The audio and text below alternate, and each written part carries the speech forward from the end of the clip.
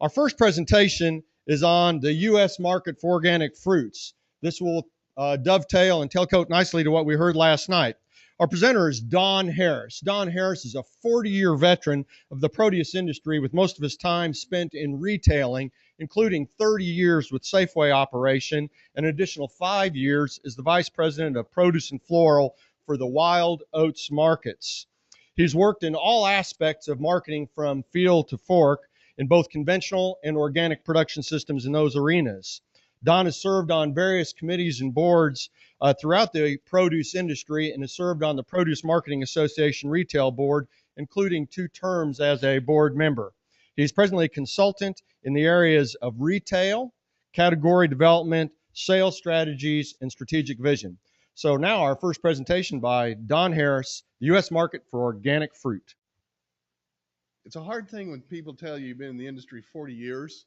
It's one of those things that I was introduced at another meeting like this as an icon in the produce industry. Now, you learn very quickly in the produce industry that you're an icon only because you're not dead yet, okay? So that's just, it's a matter of longevity of being that. The other one thing that I don't think even David knows this, I'm sitting here amongst academics, and this is really groovy for me because I'm one of those guys that was a child of the late 60s and early 70s, and I went to school in the Northwest, but I did not go to Washington State, by the way. I went to that place where all the kids from Washington State went across the border to drink beer at the University of Idaho in Moscow. So just another little caveat there. So last night, Howard did a really fine job, if you saw Howard last night, about talking about the supplier end and the sales end of organic. And what I'm going to try to do today is give you the next missing link. You're all growers and researchers. You're kind of feeding the sales organization.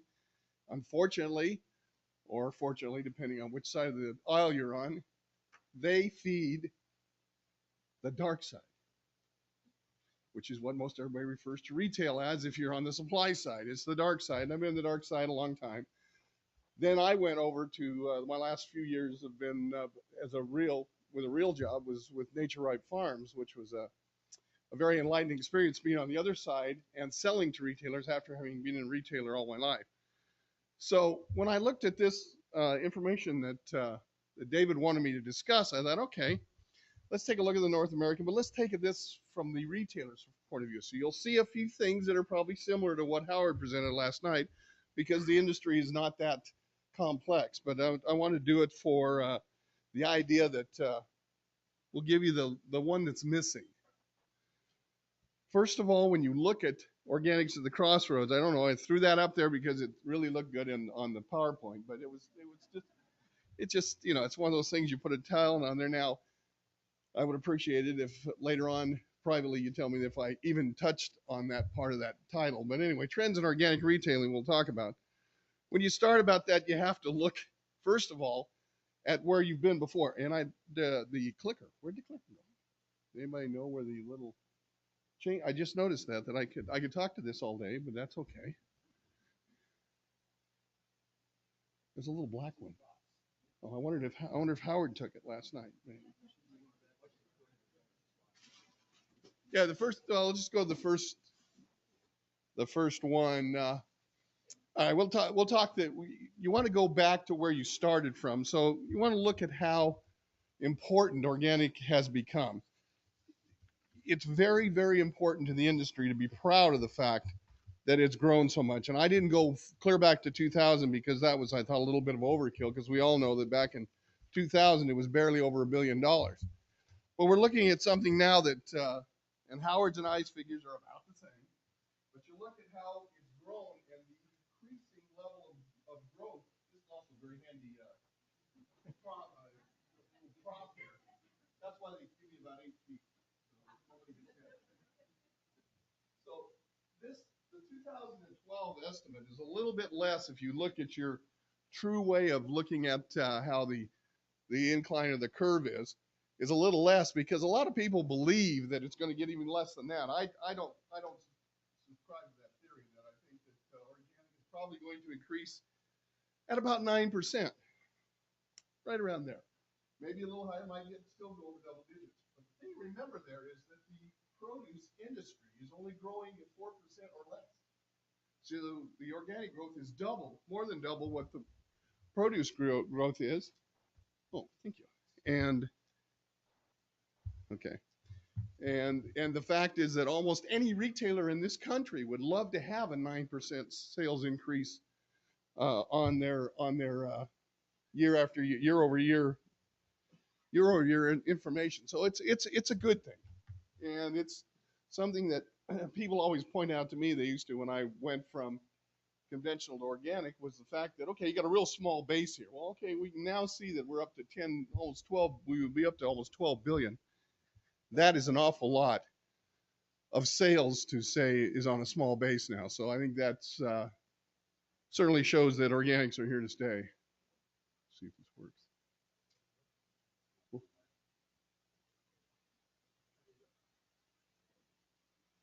All right, go ahead and go to the next one there. This is a second way to look at the progress of organic over the years. And this is the amount of items. I went through a number of my friends out in the retail world and said, all right, guys, how many organic items are you now carrying? This was for groups that were conventional or natural foods type people or whatever. And that is even a higher and steeper incline and steeper improvement than sales. And this kind of gives the idea, and it'll set up things down the road as we talk about them.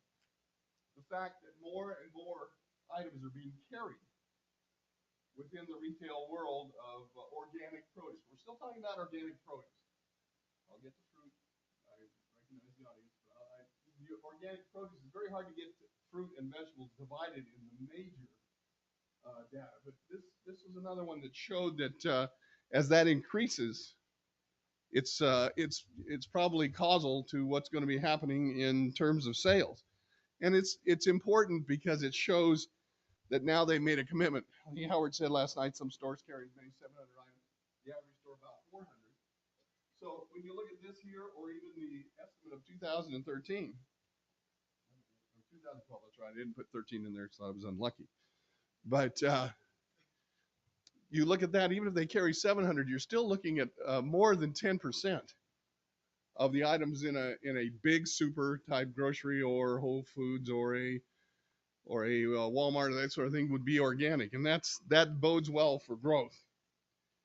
The the other thing that we probably should look at is the percentage of benefits that we get from the percent of organic of produce sales totally. So let's go to the next slide and look at that one. This is the one that is, there was a lot of people in the industry or in the world of produce that said organic will never be more than 2 or 3 or 4%. Well, okay, we passed 4% down here. We're heading toward 5, maybe even 6. Now, 6% is was thought to be the real test of whether organic was going to be mainstream or not. Well, I think probably we can safely say that. But again, that's running on a very steady incline of increase, and we'll see in a minute when we talk a little bit about demographics why it's that way. So now that we've looked kind of at what we're doing now, we probably should look a little bit, okay, now here's what's happened. This is the old history world. Now let's look at things about where we're going. We'll start talking about some trends. Go ahead to the next one. This is one of these clever slides that we do sometimes. No, that is not my mindset today. But it's one of those little things that we fool around with. It's a build. Okay, there we go. There's a build. And the first thing we wanted to talk about is the ratio of organic vegetables to fruit. And that's one of those things that is very interesting when you look at the conventional world. The conventional world right now, 53% of the sales in conventional produce is fruit. 47% is vegetables. You can go to the next slide. This kind of shows where we are in organic right now. In 2008, it was 70-30, with the fruit being 30. In 2011, it's getting very close. I think it's 59, but I thought it around 60-40. It's headed towards that 2013, the 50-50 type of thing, which gets it into the same, I guess for the lack of a better term, the same range as the conventionals. But when you look at this, it shows that, okay, here was the original growth. And I know at Wild Oats, which some of you may remember and may not remember, we found that our number one item last night, Howard said bananas. You can never take the bananas out of that guy. He worked for a banana company for ages.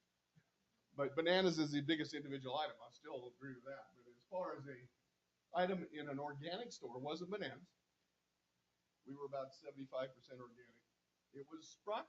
So that kind of shows that there. But the second thing that started really growing for us were apples. And the second largest individual SKU we had was a 12-ounce organic raspberry that we sold. That was the only thing I ever remember in my retail career that people would go pick it out of the produce department, go up and pay for it, and then shop the rest of the store and consume it, and then go back and buy another one. Very good, like that a lot. And it was funny, the world of conventional, that probably wouldn't have got paid for, by the way. They would have been snacked around. I'd found a bunch of empty containers at the other end of the store, not much to show for sales. But it seems like the natural people were a lot more honest, let's say, and they enjoyed that. So this is going to be a key thing to helping the growth of fruit. Go ahead. Now we'll go back to that wonderful slide that was blank, and we have number one. We just talked about number one. Let's go to number two, which is consumer awareness of organic produce. Now, Howard said a lot about last night about this people and this and that, but the major, trend here is that the consumer has been listening to everything that the organic organizations, that everything that you as growers and your representatives have said. So now they're looking at organic produce as something that is not new anymore, which is not all bad. Now it's something that they are used to seeing, they want to see, and we've captured an interest. So they want to know more about it. So the awareness in that particular vein is probably better off for us than even the newness that we used to have. So the consumers want to have the health benefits, certainly, but they are really becoming more and more concerned about the ecological and the environmental impact as well. Third on this list is that many conventional retailers are increasing the offers. We saw the chart that said they're offering more and more of them. The major thing that happens, and you probably see it in the stores you go into, is where do you put it? There's two schools of thought. One, you mix it in. Two, you put a separate section in. Neither one is probably ideal. When we were Wild Oats, of course, we were a natural foods store, if you will. That's what it said on the outside. But we were really an organic store, so we always led with organic. Organic, when you walked in the store, it was organic as far back as you could see. We signed everything green was organic, anything that was bright yellow was conventional. So we wanted to make sure that was available to the customer so that they would know what was not organic and that sort of thing, because of something we'll talk about a little later called the halo effect. But the increasing offers at retail now, they're looking at trying to do that now. Maybe you've been in I haven't been in this Safeway. I've been in the Safeway here in Leavenworth many times in the old days. But a lot of the new Safeways have a big section in the middle of the department that has their organic in it. Kroger does similar things in their stores, and virtually every major retailer is trying to do it now separately. Originally, separately was done because of one of the big things that Howard talked about last night was price. You didn't want to put organic romaine next to regular romaine because of the price differential. Customers may talk a good game about wanting to buy organic, but when it comes down to point of sale, and there's a 30-cent difference in a head of romaine, they tend to forget their principles sometimes. That, of course, has moderated some, and we'll get to that in a minute, but it's a matter of their now offering more of it, and you'll find those sections, but then you'll find when they run stuff on ad, which is the real key part of this, is that when you run something on ad, you put it in the paper, three things happen. One, you get a display in the store because they have to follow the ad. Two, the customer sees the ad and comes in and sees the display. And three, the people within the store understand that now we're advertising organic. So that's a real good trend, whereas just carrying was one of the trends. But the next one is the fact that they're doing more. There are some people that do 6, 8, 10 items every week in their ad that's organic, and they're not an organic store. But there are others that, do 3 or 4, but still that's better than the 0 that used to be out there. Next thing on that is the use of private label. This is a new one and kind of an advancing thing. It's the only thing that's kept vegetables growing is the fact that they're using private label, which is a store label, in other words. They use private label, a lot of retailers, because it gives them an advantage. They think that you can't get it but in my store. Now, the same product's available everywhere else, but in your store, there's a certain label. One of the real key people that started this whole trend was Safeway. They have what they call their O brand. You've probably seen it if you've been in any of their stores. It's a white package with green and all that kind of stuff on it, and an O. It says Safeway O, and they did that to start doing salads. Was the first thing. That's what kept the growth going in vegetables. But now they're doing all the organic apples, organic oranges, and that sort of thing in consumer packages in the O label.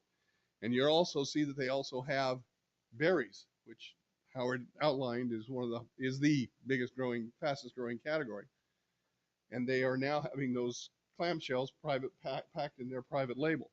But other retailers are doing the same thing, and it's another reason. Okay, here we are. Now we're going to show the customer another way to buy organic, as opposed to just the individual and their own excuse me, the world of just bulk produce.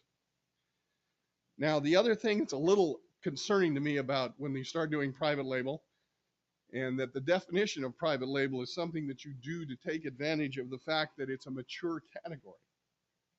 And mature categories tend to have less promotional support, let's say, from the manufacturer. And a mature category is probably something that's in the 75 to 80% penetration range. That would be things like salad dressing and anything you think of, milks, things of that sort. When you start doing this way, we use a lot of private label for anything, and this includes organic. You've negotiated with the supplier, and usually to be less expensive than the similar item that's branded. And so you don't have any room in there to promote. So the only time that you ever advertise this, that comes out of your pocket as a retailer. They don't like that, by the way. It's one of those things that they don't want to give away anything, but that's the only time. And then they've conditioned the customer now to wait for the sales. We hope that this doesn't occur with the organic, but it is something to be concerned about. And it's the only drawback to the trend of that. Again, this is something newer. It also adds additional items to the mix in the deal. Go ahead. And the increased advertising of organic, I talked about a little bit, but it's more than just that. A lot of retailers are using organic as something that they will build promotional activity about with the rest of the store. And they do additional organic advertising on their websites and on their communication to the customer. They do a lot of targeted items. They have all those club cards that we all know and love, and now they make it easy so you can just use your phone number. But all that stuff goes back to the fact that this particular customer buys organic, so they're going to get additional organic advertising or enticements, if you will, for along with the ones that are in the ad. But that's something that was not done. It was just, you put them in the ad, and that was kind of to show everybody we had them.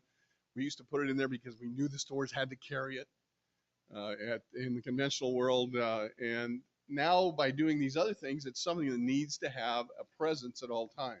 So that's a trend moving forward. Okay, next one. I think there's one left. I think I filled this whole thing. I did.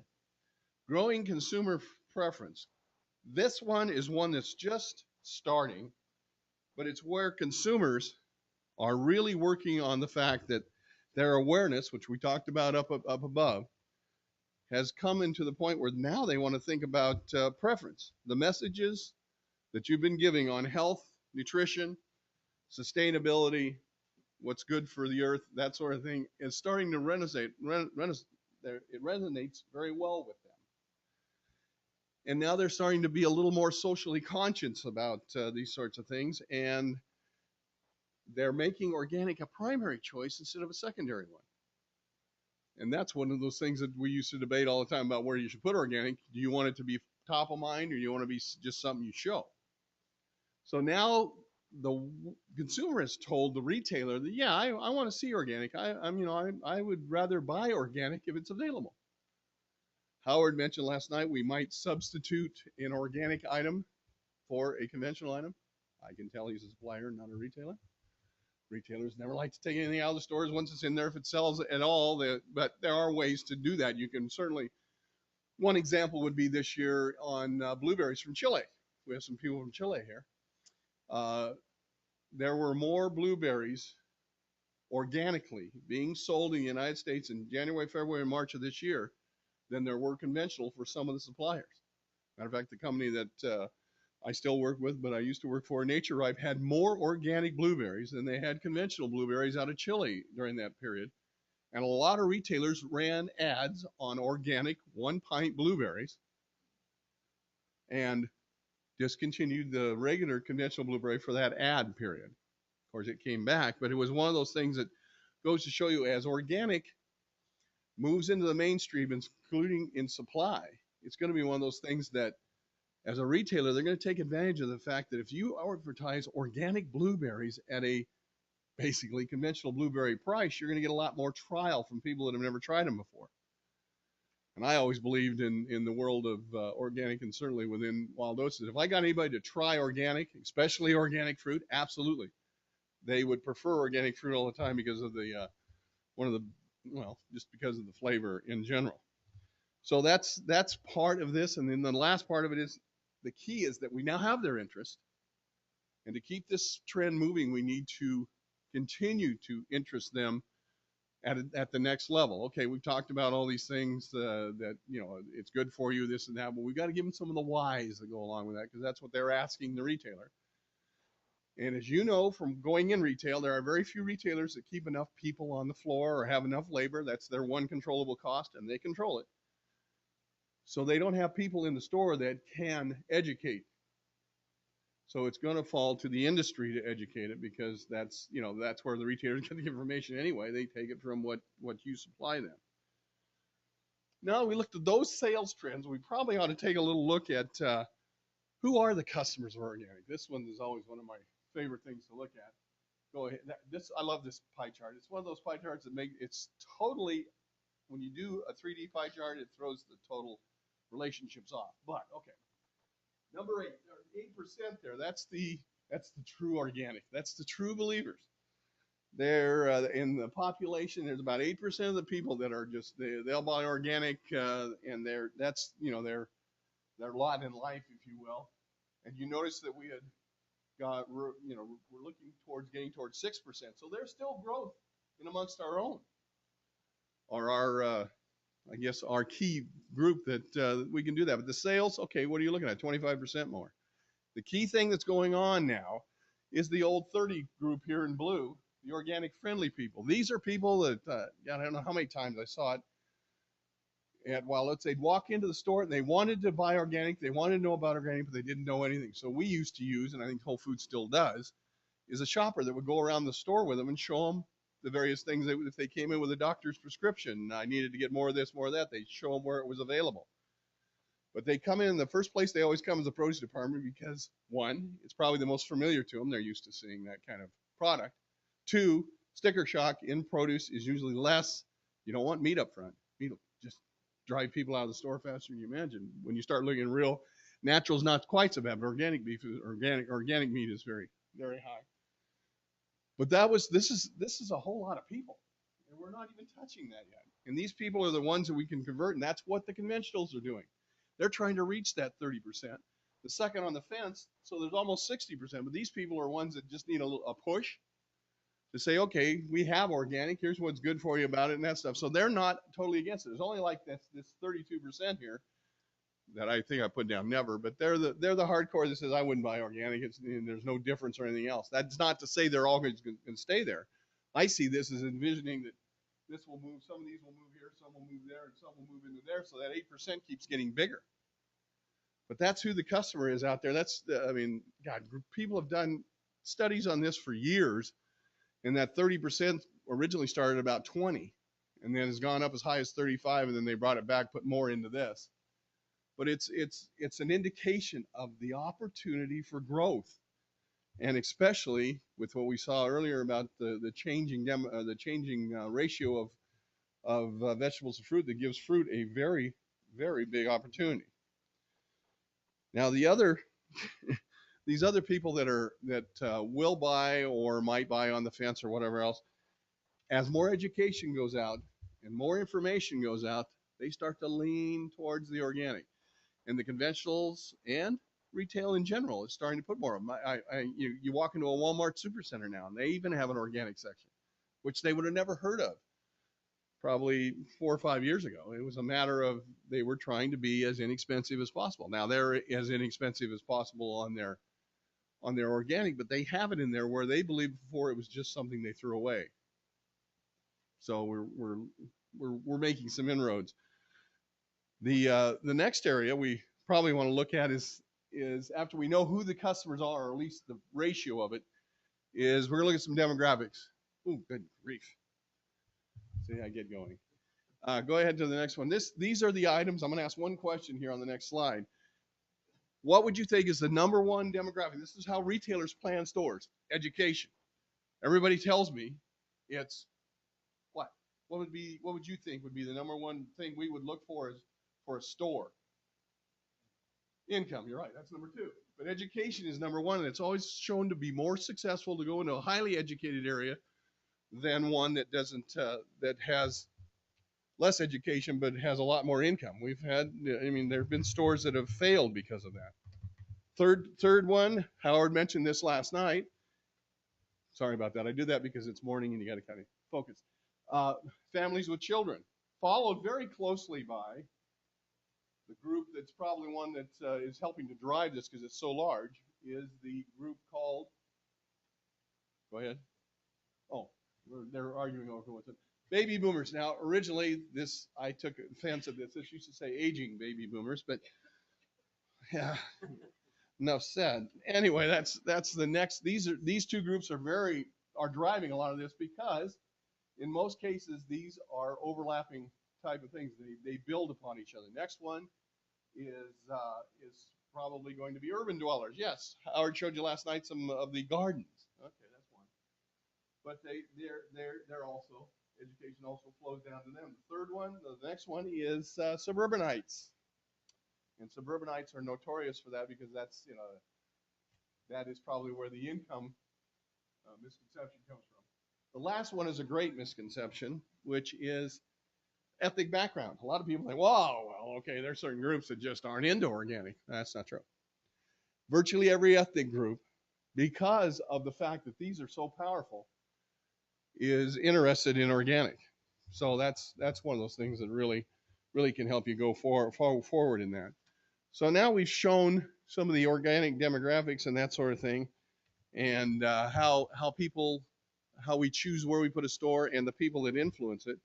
We need to look now at what we're doing here, since I'm running out of time as normal, is let's take a look moving forward at what are the strengths and weaknesses of organic. Strengths is the first one, increasing supply demand. You as growers are growing more product, and that's resulting, it's kind of the chicken and egg thing here. The demand comes right along with it, so that's one of the strengths. The next strength is the positioning, or the halo effect versus customer perception. I can't explain it any better than that organic has this aura around it, that it's perceived by the customer to be better for them, I mean, we can go through all the scientific data you want to, but that halo effect of organic goes beyond the health and wellness messages. It's just that it's one of those things that almost might even be, I hate to use the word status symbol, but it's true, and it really is out there. The next one, of course, is taste. Now this is where fruit wins. Taste. I've run millions of taste tests across the country in wild oat stores, and once somebody eats an organic fruit of any kind, they're sold. I have never tasted anything better than organic fruit, only because it's pretty simple. It's probably all the work that everybody does on that, but also the simple fact that it's not driven by fertilization and the other things that drive conventional fruit, and it stays on the tree longer. Pretty simple stuff. The next one is sustainability and corporate responsibility. Boy, I tell you, they jump on this. Anything that somebody starts to complain about against corporate, the sustainability is the strength, one of the great strengths you have. And then the next one is the benefits of health and wellness. We all know about that one. Now, weaknesses. Let's go to weaknesses real fast. This is something you really need to see. Positioning versus the rest.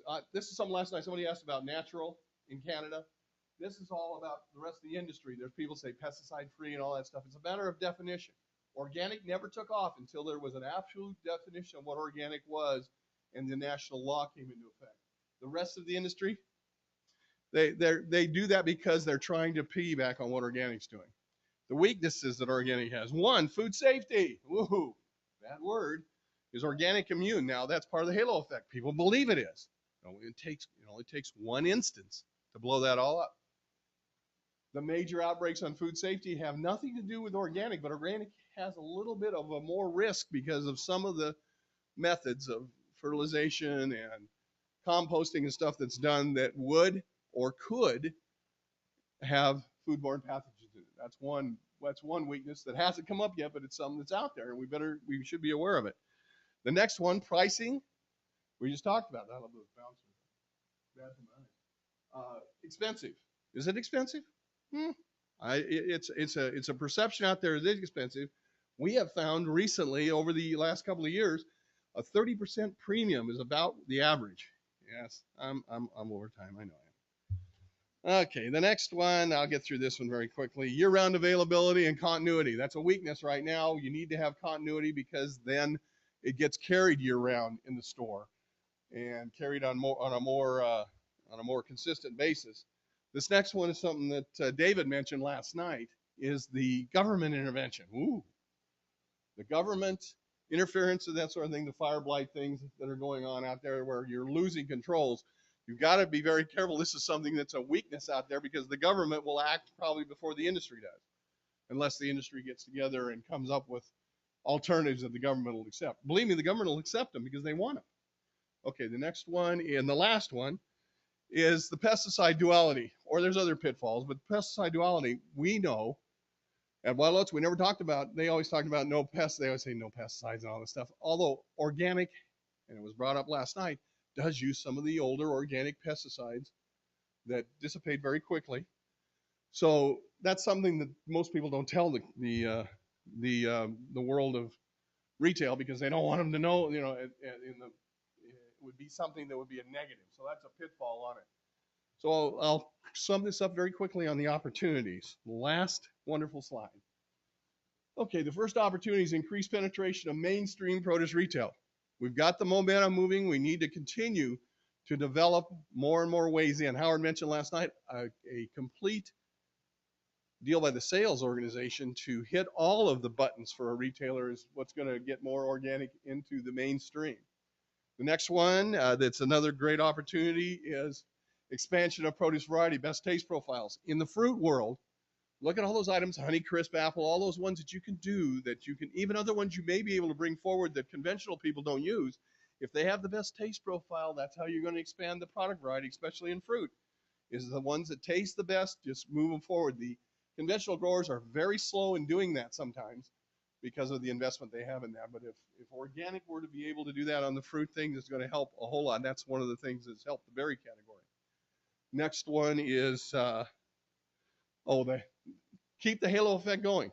Promote the fact that strengthen it with additional education. It's been from this type of group that gives that information out to the retailers. The next one, or next to last, increased production of bestsellers and continuity of supply. I can't say that enough, especially for the fruit side, because when you go through local and you go through various gaps, the people tend to forget, or you lose that space in the department is taken over by something else until you come back in. Continuity of supply is a huge opportunity for that. And then the last one is increased emphasis on the sustainability, because that's a big corporate word. They love it these days. And the benefits to Mother Earth, that's what's driving consumer awareness. One of the key things that happens when you're a natural grocer is that if you go to someone, and this particular, I'll use the name of the group, it's eOrganic, you had to be able to Go into Cal Organic and say, okay, you know how much we use. We'll use that plus 10%. You put yourself in the boat with them. You took some of the risk. You had some skin in the game. That is what is going to be required. And I see some of the conventional retailers starting to think this way. They say, all right, let's go to Washington and go up there to the organic apple deal and let's commit to, we sold 25,000 boxes. Let's go 10,000 more next year and commit to that. We'll take it. Don't worry about it. It's sold. That is one of the things that is a huge opportunity, and Howard was mentioning it last night. So anyway, I mean, this, go ahead to the last slide, which everyone will probably be relieved at. That's a nutshell view. You could probably do 2 hours on this when you start looking at all the things that are available out there for your information. But it's obvious there's a lot of opportunity left, especially for fruit, in the growth of the of organic sales. So I encourage you to look at those things and develop those varieties and develop additional ways of producing products so that we get more continuity of supply. So